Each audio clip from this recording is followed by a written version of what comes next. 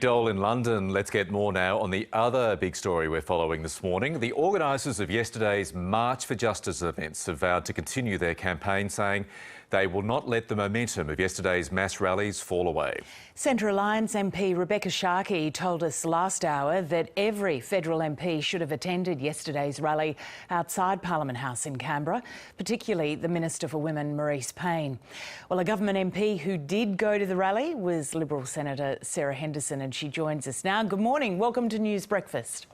Alisa, very good morning to you. Do you think that the people who gathered there at those protests would have any reason for optimism that the government might take notice of the messages, given that neither the Prime Minister nor the Minister for Women turned up?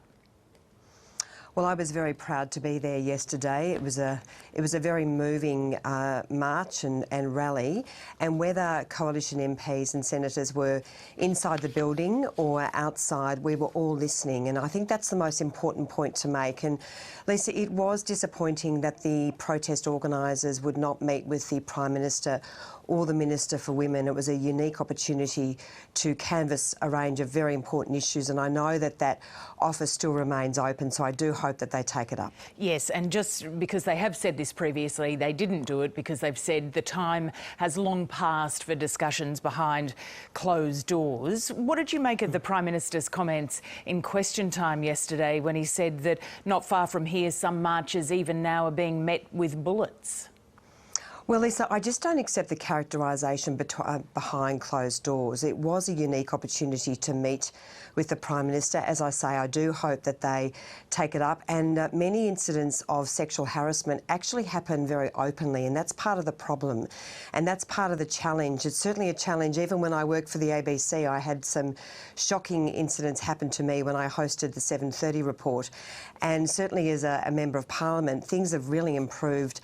I'm surrounded by wonderful coalition men. I've never had an issue in this building, but we do know that this workplace needs to be a model workplace, and that's why we do need to do better. So, Sarah, yes, back to that As for comment. the Prime Minister, yeah. Sure. Look, I think the Prime Minister was simply making the point that it's very important in our country that we can protest. We all have a voice, not just the 100,000 women who attended yesterday, but Australia's 13 million girls and women, and we should never take our democracy for granted. Yes, but Anthony Albanese said, and others certainly have joined that criticism, that he has not so much a tin ear but a wall of concrete. And even Brittany Higgins was saying yesterday at the march that it just goes to show the PM's comments suggest that he's looking at this as a political problem and not a human problem. Is it the case that he just doesn't get it?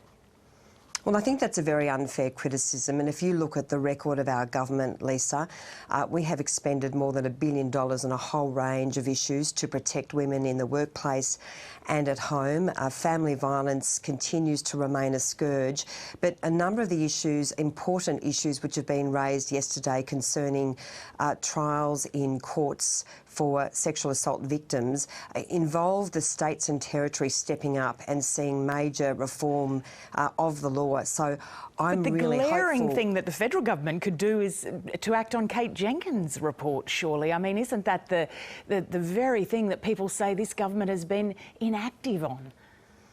Well, that's a very significant report, and the government has certainly made it clear that we are making that a priority. Obviously, the last year has been very tough with the pandemic, Lisa, but that's certainly a priority. It's a very important piece of work, and in fact, the government has engaged Kate Jenkins to run the independent inquiry into Commonwealth workplaces. She's made an amazing contribution, and I trust and hope that that will be dealt with very, very quickly now. Do you remain confident with Christian Porter continuing on as Attorney-General? Yes, I do. He's made it very clear that he'll be returning to work, and so yes, I do have that confidence. A lot of the people yesterday were asking that there continues or there should be an inquiry. Why shouldn't there be an inquiry? Because that's not part of our legal system, Lisa, and in fact there now will, of course, I assume if this goes to court, there will be a defamation trial between Christian Porter and the ABC, and if the ABC can prove the allegations that it has made, then it obviously has that opportunity to do so. Sarah Henderson, thank you for your time. Yeah, great to talk to you, Lisa. Thank you.